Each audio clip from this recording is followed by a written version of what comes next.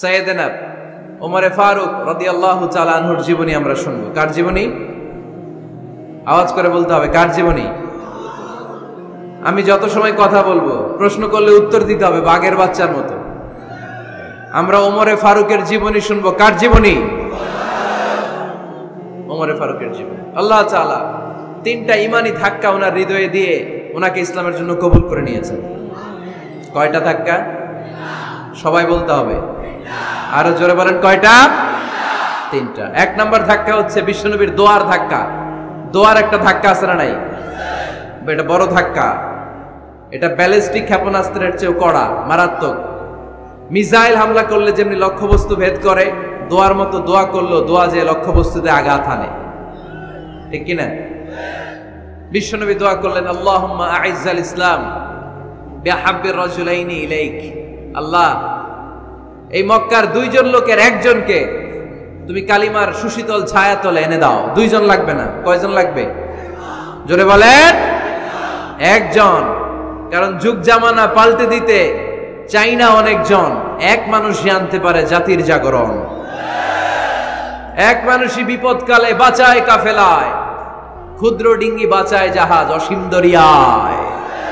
এজন্য জামানা পাল্টে দিতে লাগে কয়জন? এজন্য বিশ্বনবী আল্লাহর কাছে দোয়া করলেন, আল্লাহ, মক্কার দুজনের একজন, দুজন চাই না, দুজনের যে কোনো একজনকে কালিমার সুশীতল ছায়াতলে এনে দাও। এক হলো ওমর ইবনুল খাত্তাব, হয়তো খাত্তাবের বেটা ওমরকে তুমি ইসলামের ভেতরে নিয়ে আসো, কিংবা আবি জাহাল ইবনে হিশাম, হিশামের বেটা আবু জাহেলকে তুমি মুসলমান বানায়া দাও। দুইজন চাইছেন নাকি একজন? হয় খাত্তাবের বেটা ওমর কিংবা হিশামের বেটা আবু জাহাল, দুজনের একজনকে আমার চাই। ওমরে ফারুকের জন্য দোয়াটা কবুল করে নিয়েছে কে? তাহাজ্জুদের নামাজ পড়ে বিশ্বনবী যখন দোয়া করলেন, এই দোয়া যে ওমরে ফারুকের হৃদয়ে একটা ধাক্কা মারল। সুবহানাল্লাহ পড়েন। দোয়ার ধাক্কা বড় ধাক্কা, ঠিক কিনা? প্রায় শুনবেন ক্যান্সার হয়েছে, ডাক্তার বলে দিছে বাঁচবে 2 মাস। কয় মাস? এরপর আমি দেখছি লোকটা 8 বছর বেঁচেছিল। কয় বছর? ডাক্তার বলছে বাঁচবে কয় মাস, বেঁচেছিল কয় বছর? 8 বছর। কিসের বরকতে?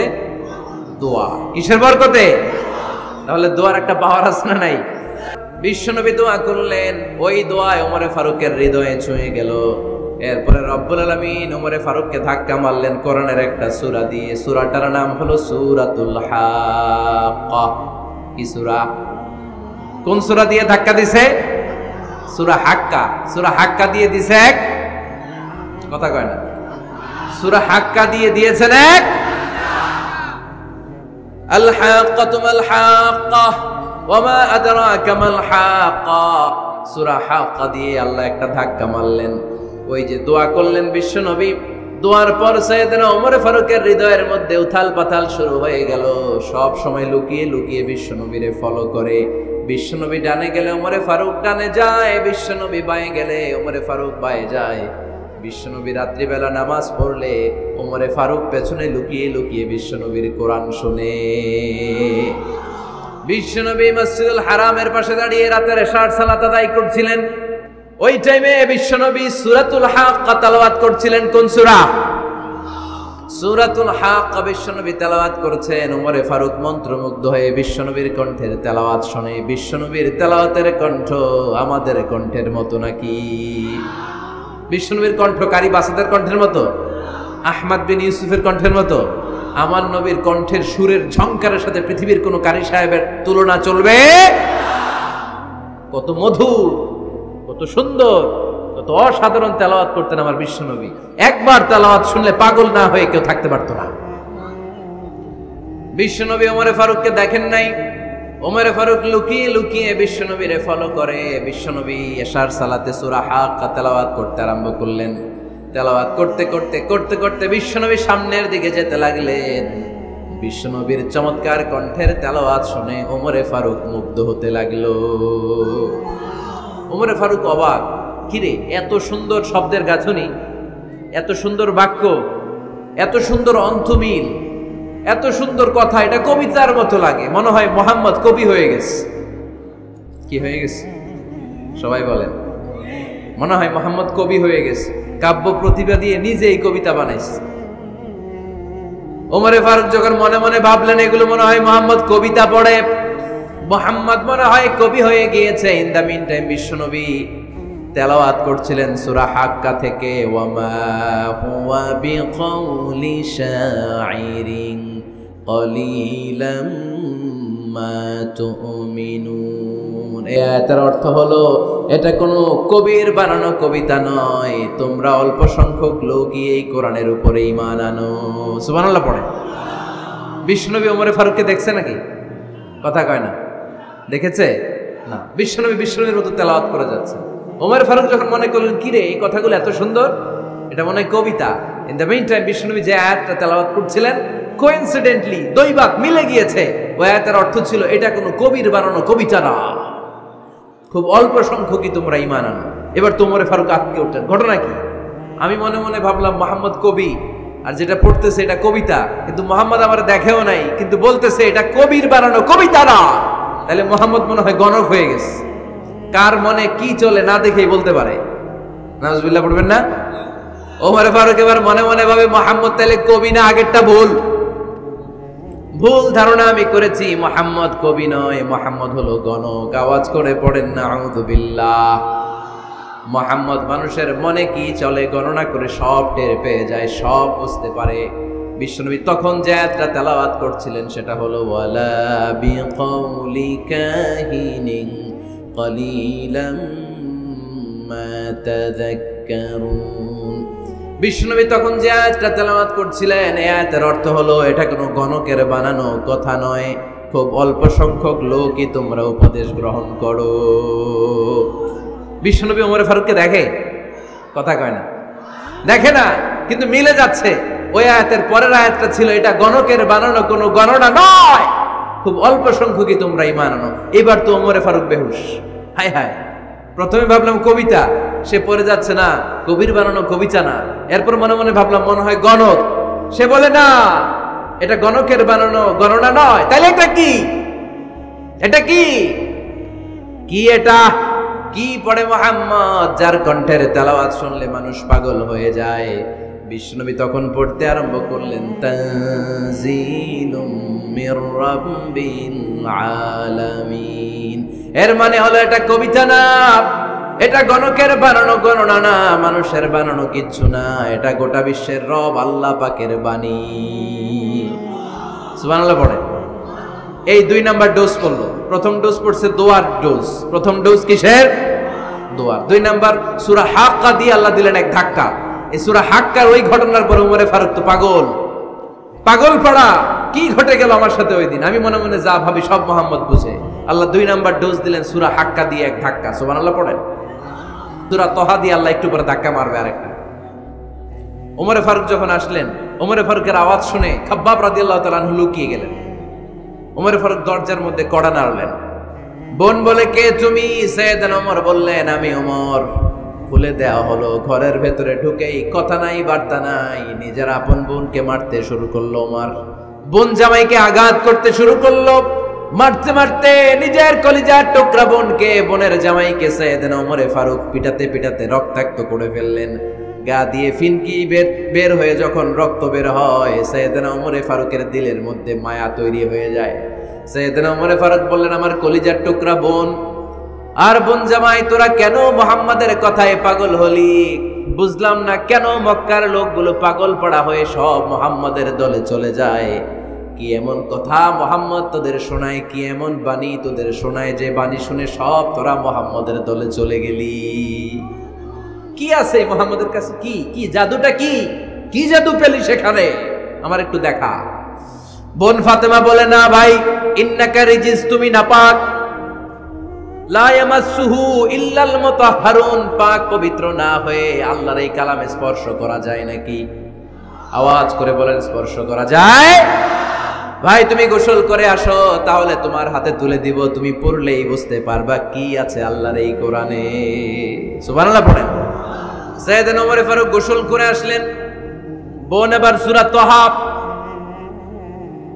চামড়ার মধ্যে সূরাতু তাহার কিছু অংশ লিখে খাব্বাব রাদিয়াল্লাহু তাআলা আনহু লুকিয়েছিলেন ওনার হাত থেকে। সূরা তাহার অংশটা নিয়ে সাইয়েদনা ওমর ফারুকের বোন ওমর ফারুকের হাতে দিয়ে বলল, ভাই তুমি আসার আগে এই অংশটা সবাই মিলে তেলাওয়াত করছিলাম। ওমর ফারুকের হৃদয়টা তখন একেবারে নরম, কারণ আগে ধাক্কা খাইছে কয়টা? জোরে বলতে হবে। প্রথম ধাক্কাটা কিসের? হ্যাঁ, দোয়া। দ্বিতীয়টা হাক্কা, সূরার নাম হাক্কা দিয়ে দিয়েছেন আল্লাহ ধাক্কা। এবার দিবে সূরা তাহার ধাক্কা। ওমর ফারুক হাতে নিলেন, খুব ভালো আরবি জানতেন, চমৎকার আরবির অর্থ বুঝতেন, কারণ আরবি ভাষাভাষী মানুষ। হাতে নিয়ে নজর দেওয়ার পরে ওনার চোখ দিয়ে দাঁড় দাঁড় করে পানি বের হয়ে গেল। ওমর ফারুক আয়াতগুলোর দিকে তাকিয়ে পড়তে আরম্ভ করলেন, তাহা মা আনজালনা আলাইকাল কুরআনা লিতাশকা ইল্লা তাযকিরাতাল লিমান ইয়াখশা তানজিলাম মিম্মান খালাকাল আরদা ওয়াস সামাওয়াতিল উলা। পড়েন সুবহানাল্লাহ। উনি পড়তে আরম্ভ করলেন, তাহা মা আনজালনা আলাইকাল কুরআনা লিতাশকা, এই কোরআনকে হতভাগা জাতি হিসেবে থাকার জন্য তোমাদের উপর নাজিল করি নাই। তানজিলাম মিম্মান খালাকাল আরদা ওয়াস সামাওয়াতিল উলা, এটা ওই রবের পক্ষ থেকে, ওই সত্তার পক্ষ থেকে নাজিল হয়েছে যেই রব জমিন তৈরি করেছেন, যেই রব বিশাল সুবিশাল আকাশও তৈরি করেছেন। সুবহানাল্লাহ পড়েন। সূরা তাহার এই চমৎকার অসাধারণ শব্দ গাঁথনি দিয়ে এই আয়াতগুলো যখন পড়তে আরম্ভ করলেন, ওমর ফারুক আর নিজের উপর ব্যালেন্স রাখতে পারলেন না, আর ধরে রাখতে পারলেন না। এবার ডাইরেক্ট অ্যাকশন। এবার কি 3 নাম্বার ধাক্কা খেয়ে, সূরা তাহার ধাক্কা খেয়ে আর সামলাতে পারলেন না, পাগলের মতো হয়ে গেলেন। বলতে আরম্ভ করলেন, আইনা মুহাম্মদ, মুহাম্মদ কোথায়? সাইয়েদনা খাব্বাব বললেন, বিশ্বনবী সাফা পাহাড়ের পাদদেশে দারুল আরকাম ইবনে আবিল আরকামের ঘরে বসে বসে লুকিয়ে লুকিয়ে কোরআনের দাওয়াত দিচ্ছে। ওমর, তুমি যদি মুহাম্মদ সাল্লাল্লাহু আলাইহি ওয়াসাল্লামের দেখা পেতে চাও, তাড়াতাড়ি দারুল আরকামের ঘরের দিকে ছুটে যাও। ওমর ফারুক তলোয়ার নিয়ে ছুটলেন, পাগলের মতো ছুটলেন, আর ধৈর্য ধারণ করতে পারেন না। বিশ্বনবীর নূরানি চেহারাটা একবার দেখার জন্য পাগলের মতো ছুটতে আরম্ভ করলেন। ওমর ফারুককে দারুল আরকামের কাছে আসতে দেখে বিশ্বনবীর চাচা হামজা ইবনে আব্দুল মুত্তালিব এসে বলে, নবী তাড়াতাড়ি দারুল আরকামের ঘর থেকে আপনি পালিয়ে অন্য কোথাও চলে যান। ওই যে ওমর ইবনে খাত্তাব নাঙ্গা তলোয়ার নিয়ে আপনার উপর আক্রমণ করার জন্য ছুটে আসছে গো নবী। বিশ্বনবী বললেন, ও আমার সাহাবারা, ও আমার চাচা হামজা, সবাই আপনারা সরে যান, ওমররে আসতে দেন, ওমররে বাধা দিয়েন না। কারণ কিছুদিন আগে তাহাজ্জুদের নামাজ পড়ে আমি আল্লাহর কাছে একটা বিশেষ দোয়া করেছি, আমার মন বলছে ওই দোয়াটা আল্লাহ কবুল করতে শুরু করেছে। ওমর ফারুক চলে আসলেন, এসে কোনো কথা নাই, চিৎকার দিয়ে বললেন, আশহাদু আল্লা ইলাহা ইল্লাল্লাহ ওয়া আশহাদু আন্না মুহাম্মাদান আবদুহু ওয়া রাসূলুহু, আমি সাক্ষ্য দিলাম আল্লাহ এক, অদ্বিতীয়, আল্লাহ ছাড়া কোনো ইলাহা নাই, নিশ্চয় আপনি মুহাম্মদ আল্লাহর বান্দা এবং রাসূল। সুবহানাল্লাহ পড়েন। এই কালমা শাহাদাতের ভেতরে আল্লাহর কথা, আমার নবীর কথা ঢুকিয়ে দিয়েছে কে? ওমর ফারুক কালিমা পড়ে মুসলমান হয়ে গেছে। মুসলিম সাহাবাদের মধ্যে আনন্দের বন্যা বয়ে গেল। বিশ্বনবী খুশি হয়ে গেলেন, আল্লাহ শুকরিয়া করলেন, আল্লাহ তুমি আমার দোয়া ফিরিয়ে দাও নাই, আমি বলেছি দুজনের একজনকে চাই, তুমি ওমরে ফারুককে দান করেছো। পড়েন আলহামদুলিল্লাহ। এবার ওমরে ফারুক বিশ্বনবীর প্রশ্ন করলেন, নবী আলাসনা আলাল হক, আমি প্রশ্ন করি উত্তর দেন, আমরা কি সত্যের উপর নাই? বিশ্বনবী বললেন, বালা ওমর, আমরা এই সত্যের উপরে আছি, আমাদের কোরআন কি সত্য নয়? বিশ্বনবী বললেন, কোরআনও সত্য। আমাদের রব আল্লাহ কি সত্য নন? বিশ্বনবী বললেন, সত্য। ওমরে ফারুক বললেন, তাহলে ফিমাল ইখতিফা, তাহলে লুকিয়ে লুকিয়ে আর গোপনে দাওয়াতি কাজ কেন? আপনি সত্য নবী, কোরআন সত্য কিতাব, আমার রব আল্লাহ সত্য, আর আমি ওমর কালিমা পড়ে মুসলমান হয়ে গিয়েছি, তাহলে ফিমাল ইখতিফা, আর লুকিয়ে লুকিয়ে কোরআনের দাওয়াত দিবেন কেন? বের হন, মক্কার শহরের মাঝখানে চলে আসেন, চিৎকার করে আমরা আল্লাহর নামের ঘোষণা দেব। বিশ্বনবী বললেন, না ওমর,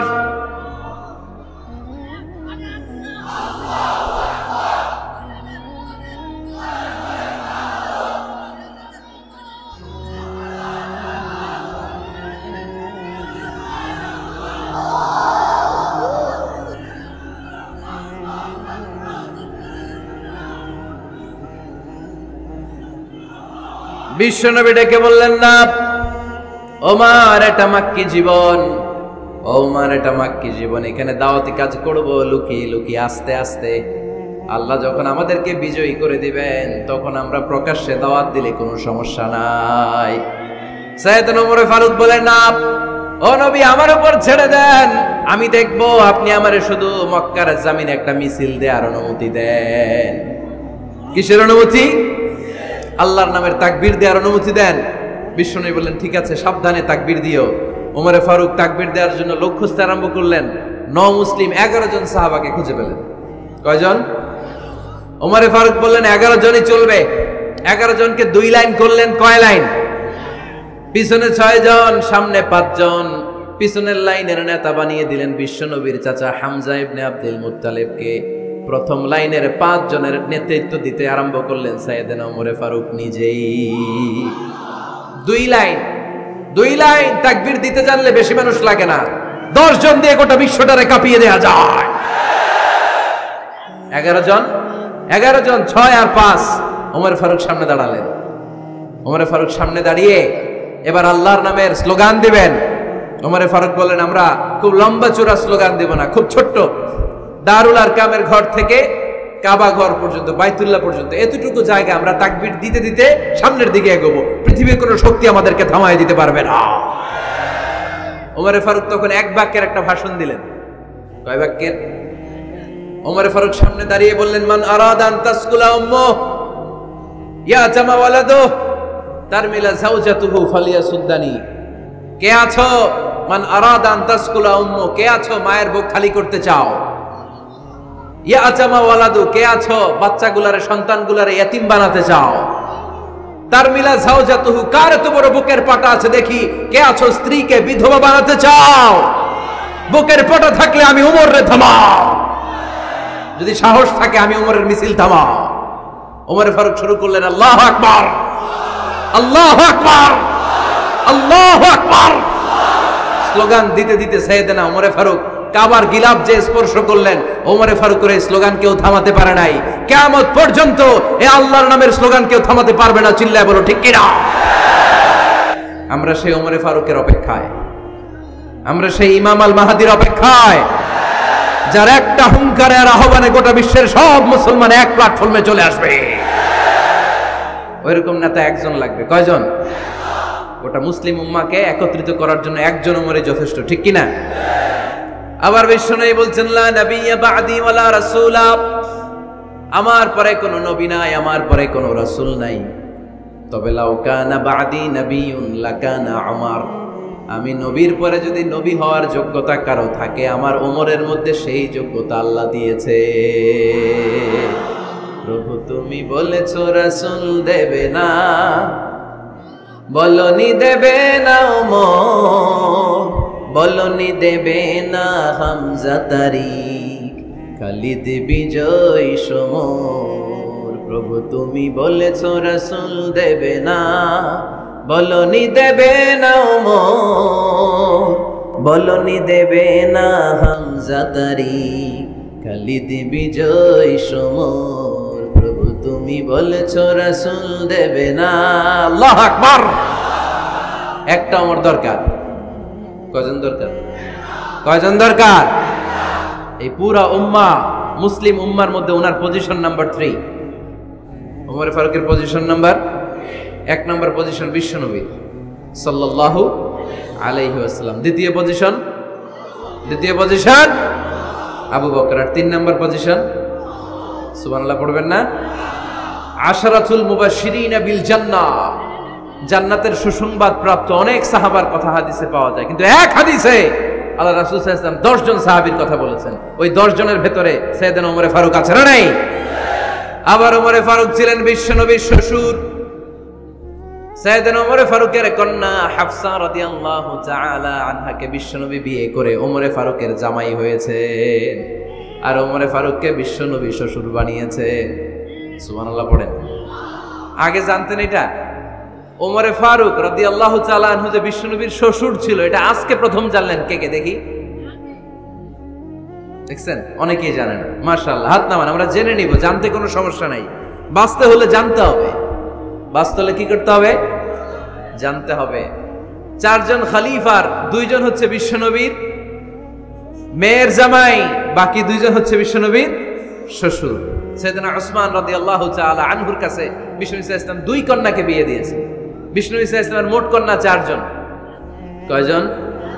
বড় মেয়ের নাম যায়েনব রাদিয়াল্লাহু তাআলা আনহা, ওনার স্বামীর নাম ছিল আবুল আস ইবনে রাবি'। তারপরের মেয়ের নাম হচ্ছে উম্মে কুলসুম, ওনাকে বিয়ে দিয়েছিলেন বিশ্বনবী সাইয়েদনা ওসমান রাদিয়াল্লাহু তাআলা আনহুর সাথে। উম্মে কুলসুম রাদিয়াল্লাহু তাআলা আনহার ইন্তেকালের পরে আরেক মেয়ে রুকাইয়াকে বিশ্বনবী সাইয়েদনা ওসমানের কাছে আবার বিয়ে দিয়ে দিলেন। সুবহানাল্লাহ পড়েন। আর সবচেয়ে ছোট্ট কন্যা ফাতেমা রাদিয়াল্লাহু তাআলা আনহাকে বিয়ে দিয়ে দিলেন নিজের চাচাতো ভাই সাইয়েদনা আলী রাদিয়াল্লাহু তাআলা আনহুর সাথে। তার মানে সাইয়েদনা ওসমান আর সাইয়েদনা আলী ছিল বিশ্বনবীর মেয়ের জামাই, ঠিক কিনা? আর সাইয়েদনা আবু বকর রাদিয়াল্লাহু তাআলা আনহুর কন্যা আয়েশা রাদিয়াল্লাহু তাআলা আনহাকে বিশ্বনবী বিয়ে করে আবু বকর রাদিয়াল্লাহু তাআলা আনহুকে বানালেন শ্বশুর। আর ওমরে ফারুকের কন্যা হাফসা রাদিয়াল্লাহু তাআলা আনহাকে বিয়ে করে ওমরে ফারুককেও বানালেন শ্বশুর। তাহলে চার খলিফার দুইজন জামাই, দুইজন। আওয়াজ করে বলতে হবে, চার খলিফার দুইজন, বাকি দুইজন। ওমরে ফারুক রাদিয়াল্লাহু তাআলা আনহুকে আল্লাহ তাআলা জ্ঞানও দিয়েছেন, আবার প্রজ্ঞাও দিয়েছেন। জ্ঞান আর আল্লাহর ভয়, তাকওয়া। আমার প্রিয় ভাইরা, রামগঞ্জের ভাইরা, তাই না? রামগঞ্জের ভাইরা, কোন ব্যক্তিকে যদি আল্লাহ তাআলা জ্ঞান দেয়, আবার যদি তাকওয়ার গুণ দেয়, জ্ঞানও আছে আবার আল্লাহর ভয়ও আছে, এই লোকের কেউ থামায় রাখতে পারবে না। এরা কেউ থামায় রাখতে পারে না, সে গোটা বিশ্ব জয় করবে। সাইয়েদনা ওমরে ফারুককে আল্লাহ তাআলা জ্ঞানও দিয়েছেন, আবার তাকওয়াও দিয়েছেন। সুবহানাল্লাহ পড়েন। বয়স্ক যারা আছেন, আপনাদের নেতৃত্ব দিবে কে? হ্যাঁ, একজন কয় আল্লাহ। না, আল্লাহ তো তোমারে জান্নাত দিবে, যে তোমারে জান্নাতে নিয়ে যাবে কে? সাইয়েদনা আবু বকর, সাইয়েদনা ওমর। আর ইয়াং যারা তোমরা এসেছো, তোমরা যখন জান্নাতে ঢুকবে, তোমাদের লিডারশিপ নিবে কে? হাসান আর হুসাইন রাদিয়াল্লাহু তাআলা আনহুমা। আর নারীরা যারা জান্নাতে প্রবেশ করবে, এই নারীদের নেতৃত্ব দিবে বিশ্বনবীর কলিজার টুকরা, নয়নের বুটুলি সাইয়্যিদাতুনা ফাতিমা রাদিয়াল্লাহু তাআলা। সুবহানাল্লাহ পড়বেন না? ওমরে Farooq, the super hero of Muslim উম্মাহ। আমরা কাদেরকে সুপার হিরো বানায় রাখছি আমরা জানি না। এই নায়ক নায়িকা, গায়ক গায়িকা, মডেলরা, চোখ ধাঁধানো গ্ল্যামার নিয়ে যারা চলে, এরা আমাদের মডেল নয়। আমাদের মডেল সাইয়েদনা ওমরে ফারুক, ঠিক কিনা?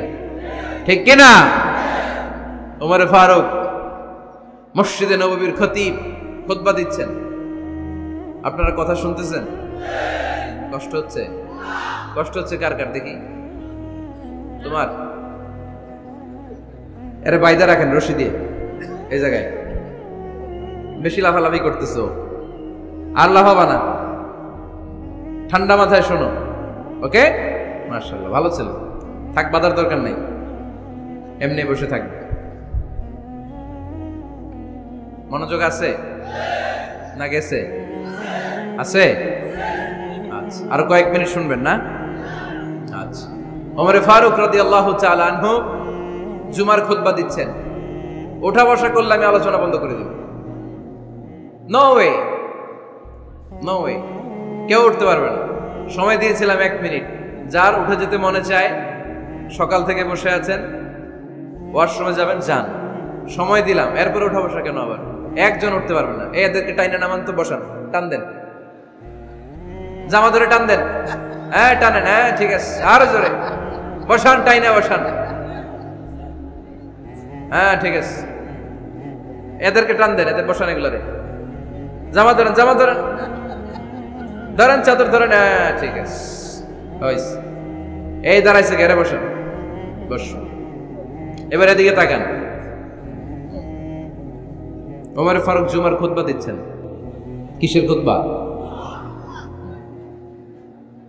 খুতবার মাঝখানে হঠাৎ চিৎকার মেরে বললেন, ইয়া সারিয়া তাবনা জানিমিল জাবাল, মিল জাবাল, ইয়া সারিয়া তাবনা জানিমিল জাবাল, মানে এই সারিয়া, এইদিকে না, জাবাল পাহাড়ের দিকে, জাবাল জাবাল, গো টু দা মাউন্টেন, পাহাড়ের দিকে যাও। এই কথা বলে আবার থেমে খুতবা দেওয়া শুরু করলেন। সাহাবারা আগা মাথা কিছুই খুঁজে পেল না, আগের কথার সাথেও মিল নাই, পরের কথার সাথেও মিল নাই। জুমার নামাজ শেষ, সাহাবারা বললেন, আমির আল মুমিনিন খলিফাতুল মুসলিমিন ওমরে ফারুক জুমার খুতবা দেওয়ার সময় হঠাৎ চিৎকার মেরে বললেন, ইয়া সারিয়া তাবনা জানিমিল জাবাল। আপনার এই বাক্যের সাথে আপনার খুতবার আগের কথার কোনো মিল পেলাম না, পরের কথারও কোনো মিল পেলাম না, আপনি বুঝিয়ে বলেন কেন বলেছেন, আমরা তো বুঝলাম না। সাইয়েদনা ওমরে ফারুক বলেন, আমি যখন জুমার খুতবা দিচ্ছি হঠাৎ আমার চোখের মধ্যে ভেসে উঠল ওই যে গত কয়েক মাস আগে আমি আমার মুসলিম সেনাপতিকে ইরানে, পারস্যে, ওই ইরানের বিশাল রাজ্যে যুদ্ধের জন্য পাঠিয়েছি। আমি দেখলাম যুদ্ধের একটা ভয়ঙ্কর মুহূর্তে আমার মুসলিম সেনাপতি ভুল দিকে চলতে আরম্ভ করেছে। বাম দিকে তার পাহাড়, ডান দিকে উপত্যকা, ডান দিকে যদি সে চলে যায়, উপত্যকায় চলে যায়, শত্রু বাহিনীর হাতে ধরা খেয়ে সব মারা যাবে। আর আমার সেনাপতি যদি মুসলিম বাহিনীকে নিয়ে পাহাড়ের উপর উঠে যায়, আল্লাহর মেহেরবানিতে এই যুদ্ধেও তারা জয়লাভ করবে। এজন্য আমি মসজিদের মিম্বারে দাঁড়িয়ে রব্বুল আলামিন আমার চোখের সামনে ওই যুদ্ধক্ষেত্রের দৃশ্যপটটা তুলে ধরেছে, ওইটা দেখে আমি এখানে দাঁড়িয়ে আমার সেনাপতিকে কমান্ড দিয়েছি। পড়েন সুবহানাল্লাহ। যেন তোর মানুষ না, এটা জুমার মিম্বারে দাঁড়িয়ে 1000 কিলোমিটার দূর পারস্যে কি হচ্ছে সেটাও দেখতে পেতেন আল্লাহর মেহেরবানিতে। সুবহানাল্লাহ পড়েন। এজন্য ওনারা হচ্ছে আমাদের model. The companions of our beloved prophet, they are our model. সাহাবারা আমাদের মডেল। আমরা যদি অনুসরণ করি, অনুকরণ করি, কাউকে ফলো করি, করব বিশ্বনবীকে আর বিশ্বনবীর সাহাবাদেরকে।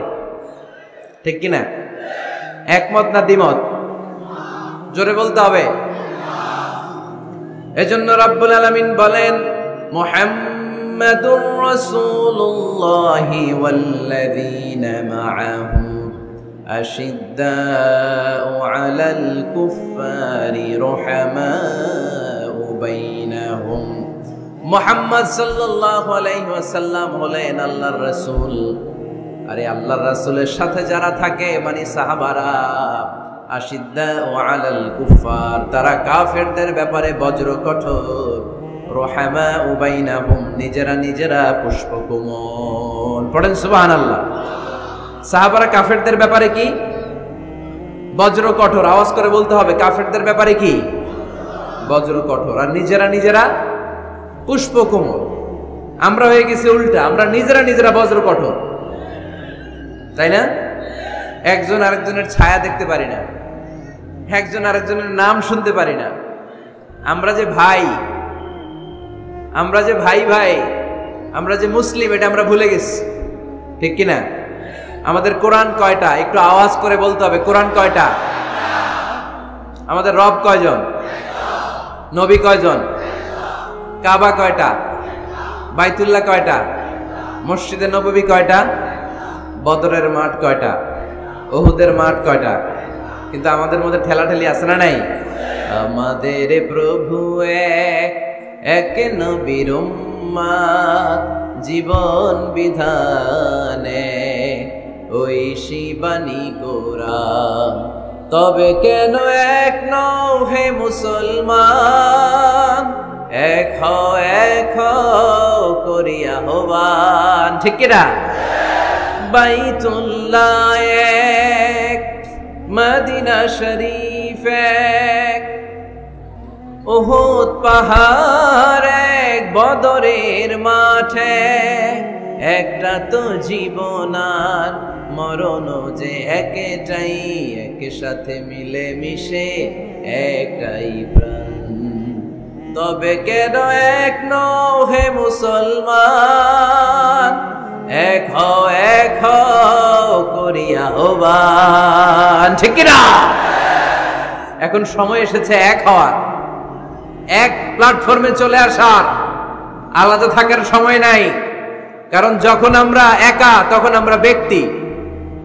খেয়াল করে শুনেন, যখন আমরা একা তখন আমরা ব্যক্তি, আর যখন আমরা সবাই মিলি তখন আমরা শক্তি, ঠিক কিনা? কিন্তু আমরা একে অপরকে দেখতে পারি না। আমরা মুসলিম, আমরা ভাই ভাই, এটা আমরা ভুলে গেছি। শুধু আমি আপনি ভাই না, একজন কাফেরও আমার ভাই, একজন হিন্দু আমার ভাই, একজন খ্রিস্টানও আমার ভাই, একজন নাস্তিকও আমার ভাই। ভ্রাতৃত্ব তিন ধরনের, একটা হচ্ছে আল উখুয়া আন-নাসাবিয়া, রক্তের বাঁধনের ভাই, আমার মায়ের পেটের যে ভাই সে হচ্ছে আমার রক্তের ভাই।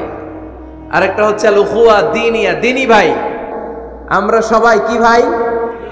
আওয়াজ করে বলতে হবে মুসলমান, কি ভাই? দ্বীনি ভাই। আরেকটা হচ্ছে আল উখুয়া আল ইনসানিয়া, মানবতার দিক থেকে ভাই। কারণ আমাদের সবার আদি পিতা একজন, তিনি কে? আদম আলাইহিস সালাম। সবার আদি পিতা একজন আদম, আদি মাতা একজন হাওয়া। সেই দৃষ্টিকোণ থেকে হিন্দু, মুসলমান, বৌদ্ধ, খ্রিস্টান, আস্তিক, নাস্তিক সবাই কি? আওয়াজ করে বলতে হবে সবাই কি? দেখেন, খ্রিস্টান আমার ভাই, হিন্দু আমার ভাই, নাস্তিক আমার ভাই, কিন্তু আমরা মুসলমান একে অপরকে ভালোবাসতে জানি না, কাছে টানতে জানি না, বুকে টানতে জানি না। এজন্য বিভেদ ভুলে যান, বিভেদের প্রাচীরকে ভেঙে চুরমার করে দেন, সবাই একসাথে হয়ে যায়, এক হয়ে যায়, নেক হয়ে যায়। বরকত নাজিল করবে কে? তাহলে আমাদের মডেল হচ্ছে সাহাবারা। কারা? আরো জোরে বলতে হবে, কারা? তো যারা আমাদের মডেল, তাদের জীবনী জানার দরকার আছে না নাই? হ্যাঁ, সাহাবাদের জীবনী আপনারা পড়েন। সাইয়েদনা আবু বকরের জীবনী পড়েছেন, ওমরে ফারুকের জীবনী, সাইয়েদনা আলী রাদিয়াল্লাহু তাআলা আনহুর, উসমান রাদিয়াল্লাহু তাআলা আনহুর, এই চার খলিফার জীবনী কে কে পড়ছেন দেখি হাত তোলেন।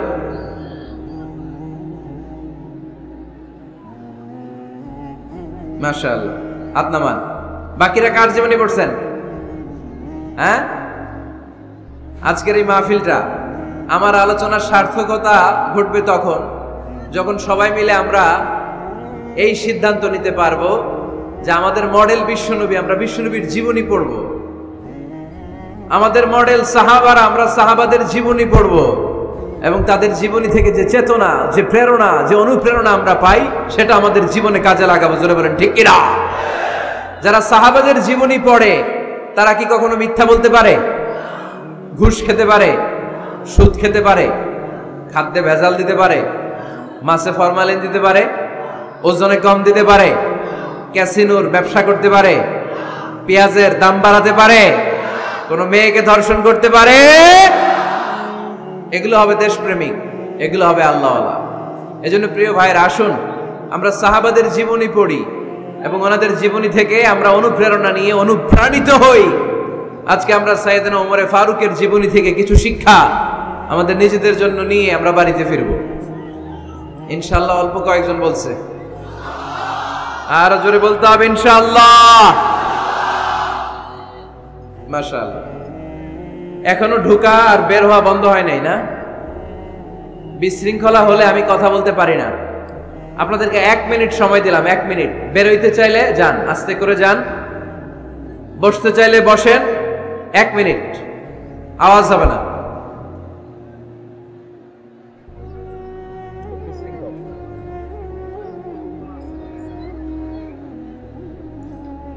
আওয়াজ হবে না, আওয়াজ হবে না, কোনো আওয়াজ নাই।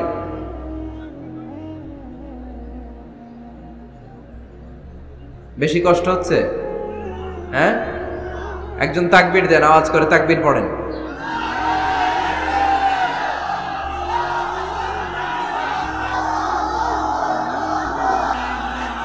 এই থামেন, থামেন, থামেন বলছি। একজন তাকবীর দেন। সবাই কেন? একজন দেন। আপনি তাকবীর পড়েন।